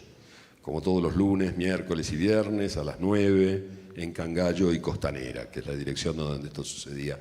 Lo único, la satisfacción, o la única satisfacción que esto me produjo, es que esto salió y se difundió, y a partir del día siguiente hubo grupos que se formaron para ir ahí a ese lugar a impedirle correr. Es una tontería, pero por lo menos había gente que iba y le decía, no podés usar la ciudad como quieras, esta ciudad no te acepta de esa manera.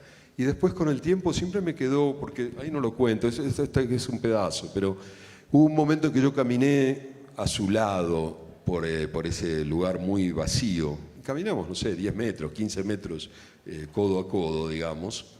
Y yo tenía el grabador, en esa época los grabadores eran más o menos grandes, tenía el grabador en la mano. Y después tantas veces me pregunté por qué no le partí el grabador en la cabeza. Pero de verdad me lo pregunté. Me pareció un gesto de cobardía extrema no haberlo hecho. Al mismo tiempo es lo que se suponía que yo hiciera, no partírselo en la cabeza. Pero me pareció que no estaba bien que yo no se lo hubiera partido en la cabeza.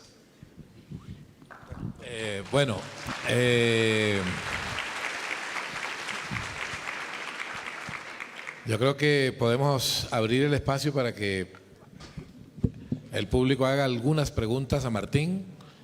La verdad que se siente que el tiempo ha volado. Muchas gracias a él, muchas gracias a los organizadores por habernos invitado. preguntas para Martín.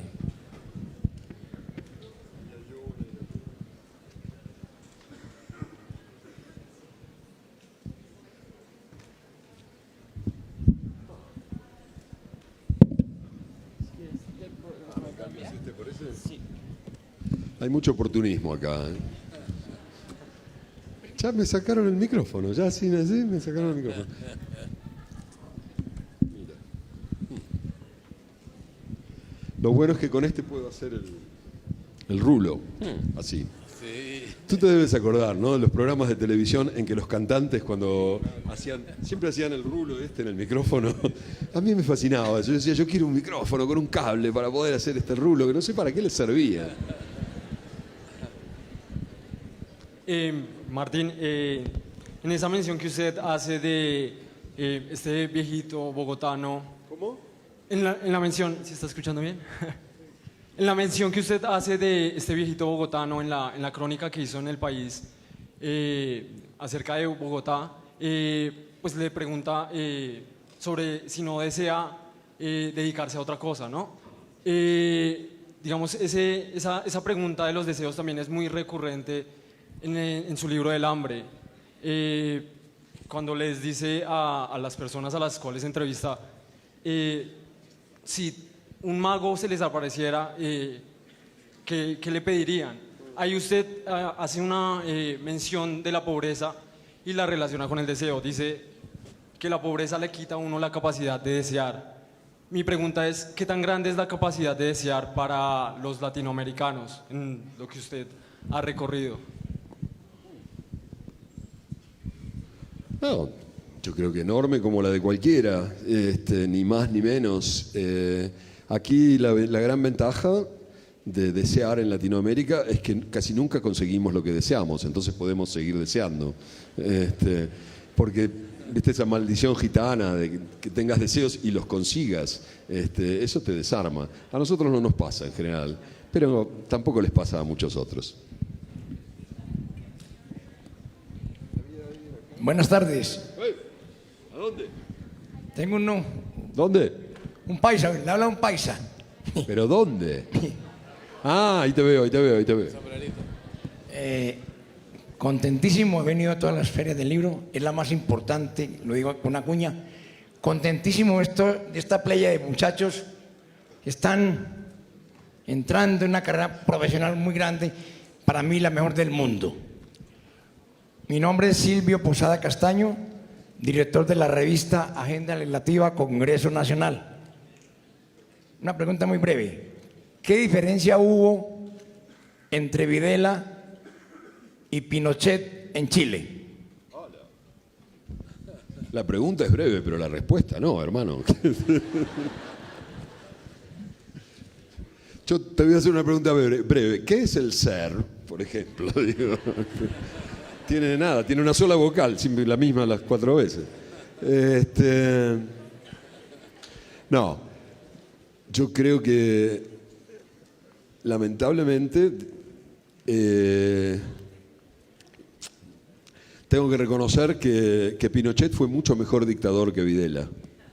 En el sentido de que, a ver, no que se me había ocurrido en verdad esta comparación, no sé si vale la pena tampoco ahondar mucho en ella, pero se me ocurren 2 puntos decisivos. Uno es que la dictadura chilena mató a casi todos los que mató haciéndose cargo, cosa que los viejos caballeros armados, entre otros de Argentina, reclamaban.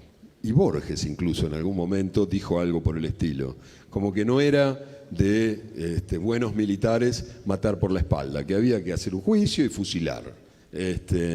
Eso los chilenos lo hicieron mucho más que los argentinos, y es odioso decirlo. Y también es odioso decir que la dictadura chilena tenía un proyecto económico mucho más organizado que la Argentina, que funcionó. Digo, es tremendo. Una de las cosas que quiero tratar de entender en este trabajo en el que estoy ahora embarcado es por qué Chile es el país con mejores datos ¿cómo decirlo?, con mejores resultados económicos, de desarrollo humano, sociales, etcétera, de América Latina en este momento. Porque es horrible tener que reconocer que ese país al que le va mejor que a casi todos los demás, basa su estructura actual en una de las dictaduras más sangrientas. Es horrible tener que reconocerlo, pero es así. Quiero tratar de entender por qué, no lo sé todavía. En todo caso, Pinochet sí hizo eso, mientras que Videla hundió a la Argentina, como todos, que se dedican básicamente a eso, digo, todos los gobernantes argentinos. Hola, buenas tardes. Mi nombre es Diana Hernández, soy periodista de la Universidad Nacional de Colombia. Bueno, llevo muy poco tiempo de experiencia, pero mi pregunta, digamos que está muy alrededor de un debate que se dio hace unas semanas en el que una periodista muy reconocida de Colombia pues nos puso a pensar a nosotros los periodistas, a los estudiantes, a los medios de comunicación y a las universidades sobre el papel del periodista. Digamos que nos invitaba más bien a pensar y a repensar en si debía ser bueno seguir las carreras de comunicación funcionando, porque digamos que muchos del papel del periodista en medios de comunicación estaba siendo reemplazado por politólogos, economistas, y de pronto estaba dejando de lado mucho a los periodistas, quizá porque de pronto en nuestros 5 años de carrera no ahondábamos en temas muy puntuales sobre economía, sobre política, sino que teníamos 1 centímetro de profundidad. Sí, y un mar de conocimiento muy mínimo. En ese sentido, pues yo sí quisiera saber cuál es la opinión que usted tiene al respecto, porque en serio que nos puso a pensar realmente y de pronto nos desilusiona a muchos en que quizá no tenemos entonces espacio a futuro en esta labor, en que venimos a ser reemplazados por otras personas, no sé. ¿Tienes la soga, Salcedo? Que vamos a tener que hablar en casa del ahorcador. Sí.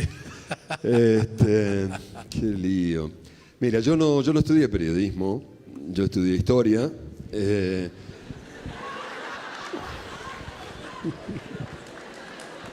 Nunca pensé que eso fuera gracioso, pero bueno, se ve que lo es. Entre otras cosas, digo, yo creo que no hubiera estudiado periodismo, pero cuando yo empecé a trabajar no existía una carrera de periodismo en Buenos Aires, no existía. Había solo unas academias, pero lo que aquí llaman una universidad de garaje, pero ni siquiera de garaje, una universidad de trastero eran, ¿viste? Unas academias muy, muy pobres que te decían que te daban un curso de periodista. Los periodistas argentinos hasta los años 80 no estudiaron periodismo, ninguno de ellos, no existían esas carreras. Yo nunca pensé que fuera necesario hacerlo, hasta hace 1 año o 2, en que, viviendo como vivo ahora en Madrid, necesitaba un seguro médico. Y entonces no lo conseguía. Yo me dijeron, la Asociación de la Prensa de Madrid, se llama así, Asociación de la Prensa de Madrid, tiene un buen seguro médico. Dije, esta es la mía. Me asocio a la Asociación de la Prensa de Madrid y consigo su seguro médico. Entonces llamé por teléfono y muy amablemente me dijeron, sí, por supuesto, tiene que mandar su currículum y alguna cosa y así, y su diploma de la licenciatura en periodismo. Y dije, pero no tengo diploma. Ah, no, tiene que mandar el diploma, no sé qué. Le digo, en ese momento llevaba 43 años de periodista. Digo, hace 43 años soy periodista. No, bueno, pero tiene que mandar el diploma. Estuvo un rato. Yo en un momento me puse necio y le digo, mire, ¿sabe qué? No habría querido decirlo, pero lo dije, le digo, ¿sabe qué? Esas universidades cuyo diploma no tengo, me estudian. Entonces, yo estoy en el programa de esas universidades. Sí, bueno, lo entiendo, pero no, de todas maneras tiene que mandarme el diploma. Bueno, me quedé sin diploma, sin asociación y sin seguro médico. Unos meses más tarde me dieron un Premio Nacional de Periodismo en España y el día que me lo dieron me lo entregaba la presidenta de la Asociación de la Prensa de Madrid. Entonces le dije, oye, ¿y no me podríais afiliar? Ya que... Y entonces lo conseguí, pero no es la manera más fácil, digamos, de acceder a la afiliación o al seguro médico. No, más allá de esta tontería personal, yo creo, y de algún modo me cuesta decirlo, que las habilidades técnicas necesarias para el ejercicio del periodismo se obtienen o muy rápido o muy lentamente. Quiere decir, digo muy lentamente porque yo creo que es decisivo para obtener esas habilidades leer mucho desde siempre o desde lo más parecido a siempre que uno pueda simular. Quiero decir que es realmente básico leer, haber leído, seguir leyendo. Y no solo cuando uno quiere escribir o cuando uno quiere tener que ver con prensa escrita, digo, cualquier otra forma de prensa es un relato. Y la forma de entrenarse en la realización de relatos es leyendo relatos de todo tipo, que decir relatos en el sentido más amplio de la expresión, ¿no? Para poder estructurar una noticia de 5 párrafos, que también es un relato, hay que tener esa gimnasia que te da la lectura de entender cómo se cuentan las cosas, cómo se arma una estructura narrativa, que es una palabra enorme, que parece que le va muy grande a una noticia de 5 párrafos, pero es lo que es, ¿sí? Entonces yo digo, una de las habilidades técnicas que se necesitan se adquiere muy lentamente, desde siempre, desde chiquito, leyendo, interesándose, etcétera, etcétera. La otra se adquiere muy rápido, quiero decir, las habilidades técnicas específicas de armar un reportaje, armar una entrevista, armar un video, se adquieren rápido y se adquieren mucho más fácil en la práctica, que es lo que solía ser la forma de adiestramiento, digamos, de aprendizaje de los periodistas hasta hace relativamente poco. La forma medieval.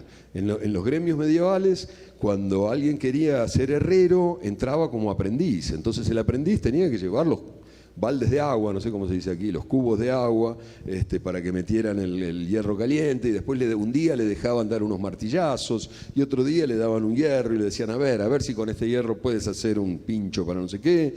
Y así a lo largo de los años iba convirtiéndose en un maestro herrero. El periodismo tenía el mismo sistema de aprendizaje medieval y a mí no me parecía mal. Es cierto que también hay otros fenómenos que funcionan en esto. Las redacciones, por ejemplo, están vaciadas. Quiero decir, yo entré a mi primera redacción, el otro día lo hablábamos con una amiga. Cuando entré a la primera redacción donde trabajé en el año 74, yo tenía 16 años, mi jefe era Rodolfo Walsh, que era el jefe de mi sección de vida cotidiana y policiales. Rodolfo Walsh, que es uno de los grandes escritores de no ficción del continente. El subdirector del diario era Juan Gelman, que es un poeta que recibió el premio Cervantes hace 3 años, hace 10 años, y así sucesivamente. Quiero decir, y eran gente ya grande, que ya, Rodolfo Walsh en ese entonces ya había publicado, lo mataron 2 años después, o sea, ya era todo lo que iba a hacer, ¿no? Entonces, ahí esa posibilidad de ser un aprendiz medieval era distinta, porque los viejos, los buenos, los maestros, seguían estando en las redacciones, cosa que ya no sucede. Han vaciado estos editores de los que hablábamos hace un rato, que publican muchos James y muchas Danielas, han vaciado las redacciones porque les cuestan más caras, porque les cuestionan sus prácticas, porque los molestan. Entonces yo no sé cómo sería ahora formarse en una redacción a la vieja usanza, digamos. Pero, nada, hay como mucha cosa abierta, insisto. Las habilidades técnicas necesarias se consiguen relativamente rápido. Quizás lo que vale la pena es hacer carreras quizás más cortas, más concentradas y que insistan mucho en esas habilidades y estar abierto a aprender cantidad de otras cosas que te ayudan a entender el mundo, que en definitiva de eso es lo que tratamos de trabajar. Yo quisiera agregar algo breve. Una vez conocí aquí en Bogotá un albañil, muy querido, don Filemón se llamaba, y él me decía, don Alberto, yo tengo un hijo que me preocupa porque es vago, además es indolente, porque a veces yo veo que la mamá está haciendo oficios en la casa, está cargando cosas pesadas y yo no veo que él se arrime a ayudar. se acuesta tarde viendo películas y se levanta tarde. Yo no sé, ese muchacho lo veo como desubicado. ¿Usted por qué no me ayuda a conseguirle un trabajo a ese muchacho, don Alberto, aunque sea de periodista? Me dijo. Y Juan Villoro tiene una conferencia que la dictó aquí en Bogotá para inaugurar la maestría de una universidad, y la conferencia se llama "Estudien, muchachos, o acabarán siendo periodistas". Te cuento eso para que tengas claro que tú puedes ser la que se preocupa por el chiste o la que cuenta el chiste como algo anecdótico si te propones ser una periodista digna, que honra el oficio, que respeta a la gente, que cree en eso y que se preocupa cada día por pulir las herramientas de trabajo. Aquí tengo un exalumno al que adoro, se llama Joseph Zárate, peruano, ganador del Premio García Márquez de Periodismo el año pasado. Lo conocí en Tijuana, México.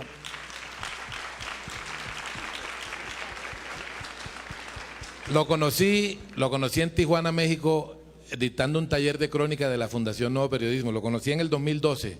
Fui el primero de todos nosotros que lo vio y saco pecho por eso. Y cada vez que ellos hablan de yo, se le digo, te jode porque yo lo vi primero. Es una máquina de crear belleza y es una persona que se sigue construyendo paso a paso, leyendo, viajando, viendo. Yo creo que podemos hacer una campaña colectiva de suicidio, nos podemos cortar las venas, pero también podemos utilizar las últimas fuerzas que nos quedan en medio de la preocupación para decir que es posible, ¿vale?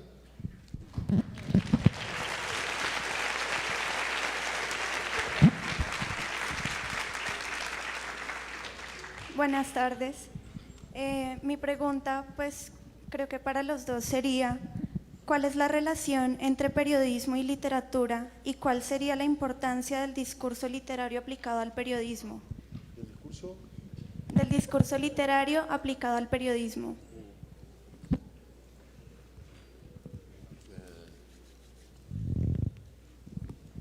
¿Cuál es la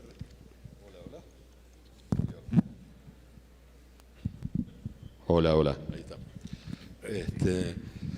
¿Cuál es la relación entre el brazo y el cuerpo, por ejemplo? Digo, o ¿cuál es la relación entre el ombligo y la panza? Son parte, ¿no? El buen periodismo, no todo, el buen periodismo es un género literario. Entonces no puede tener relación con la literatura, forma parte, es uno de los géneros, digamos, la no ficción, la crónica o el periodismo narrativo, como quiera que se llame eso que no tiene nombre, forma parte, es un género literario de la misma manera que lo son la novela, la poesía, el ensayo, el teatro o cualquiera que sea. Entonces, lo que pasa es que muchas veces cuando uno piensa en periodismo, piensa en esto, en Daniela y James, que son el bestseller de hoy, y claro, pero también uno puede pensar en novelas y pensar en, qué sé yo, Corintellado, no sé, esas cosas que se vendían en las estaciones de tren para aburrirse durante 3/4 de hora mientras llegabas a tu destino. Y eso es tan literatura, digamos, que porque sean novelas, entonces sí lo vamos a considerar literatura. Digo, tiene que ver no con el género y las premisas del género, sino con cómo está hecho. Cuando es buen periodismo, es buena literatura.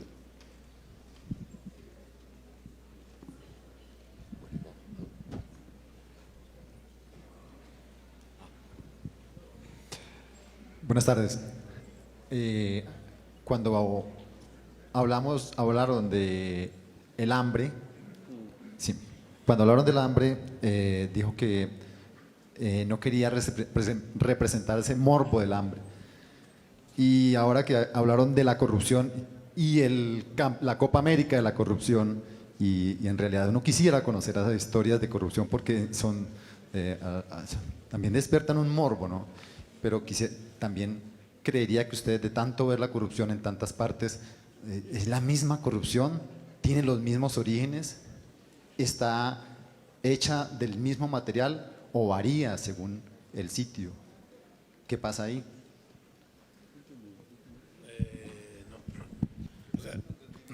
Que si la corrupción es igual en todas partes, o sea, ¿Que si varía? No, por eso hicimos un libro que tiene 20 historias distintas de 20 países distintos, porque pensamos que vale la pena tratar de ver cuáles son las características y particularidades en cada uno de los lugares, ¿no? Obviamente pensamos que varía, por eso no entiendo bien más allá de la pregunta, pero me parece que ya vamos a ir cerrando, ¿no? me hicieron seña de que duremos 7 minutos más. ¿7 minutos?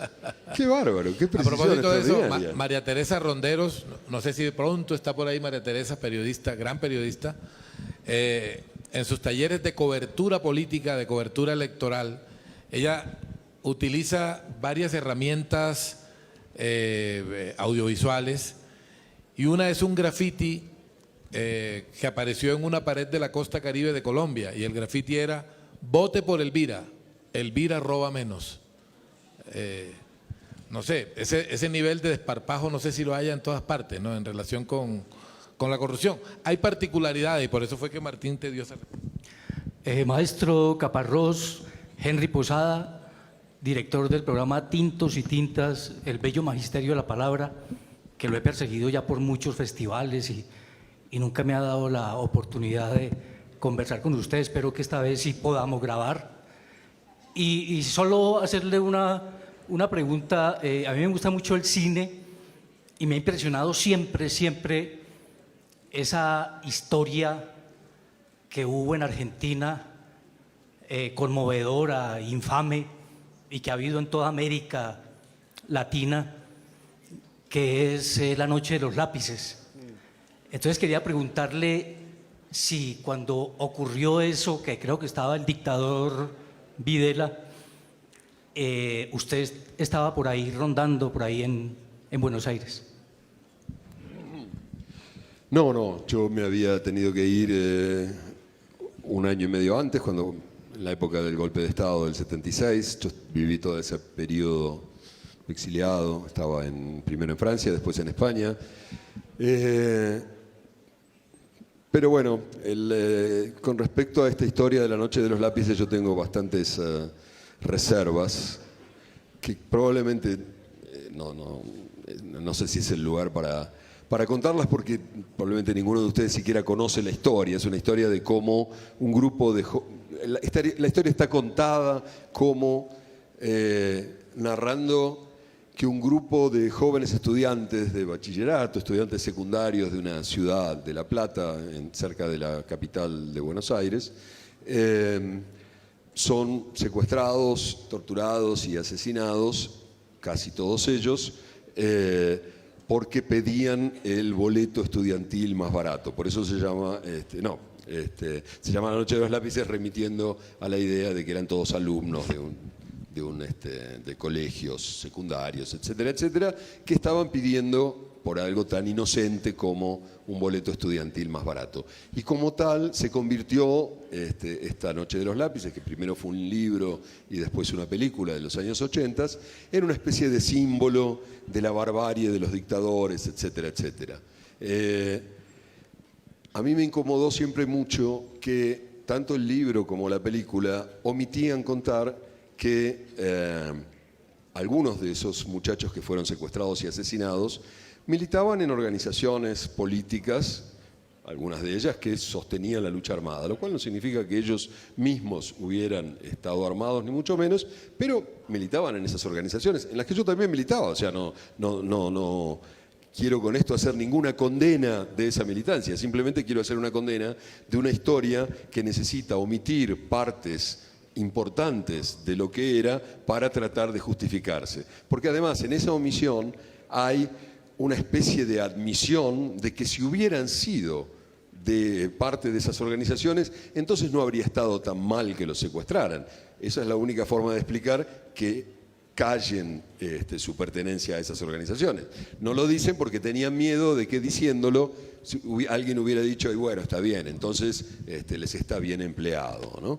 Entonces, para mí La Noche de los Lápices es como la quintesencia de la falsificación de las historias sobre la represión en la Argentina, y contra esa falsificación años después, yo y un compañero, Eduardo Anguita, escribimos un libro que todavía circula por ahí, que son 3 volúmenes o 5 volúmenes según las ediciones, que se llama La Voluntad, que se subtitula Una historia de los movimientos revolucionarios en la Argentina, 1966-1978, que está contado, digamos, para que las víctimas recuperen su historia, para que las víctimas de la violencia del Estado no sean solo recordadas como víctimas de la violencia del Estado, que es lo que hace La Noche de los Lápices, constituye a esos chicos como víctimas, como objetos de la decisión de unos hijos de puta que fueron y los secuestraron y los mataron, sino para devolverles su condición de sujetos, de chicos que habían decidido militar en una organización que a veces era guerrillera o que a veces no, y qué sé yo,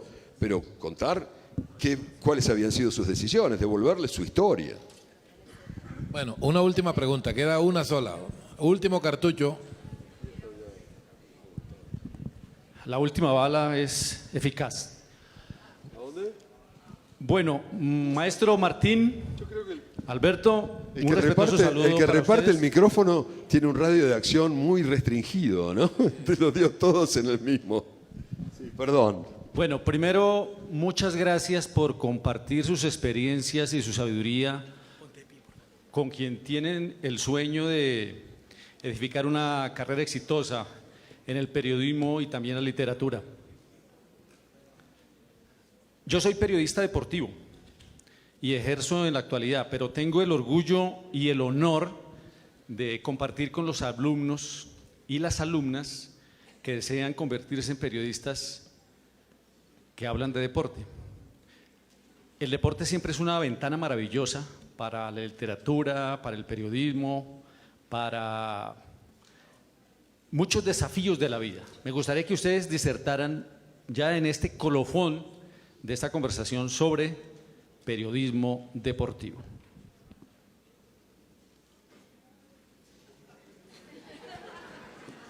Bueno, yo creo que Martín es ¿cómo te digo? Es el invitado y es el que debería responder eso. Solo diré que soy hincha de un gran equipo llamado Junior y él de un equipito llamado Boca Junior, así que... Qué mal le fue la última vez, ¿eh? Sí, nada, se podría hablar mucho sobre eso,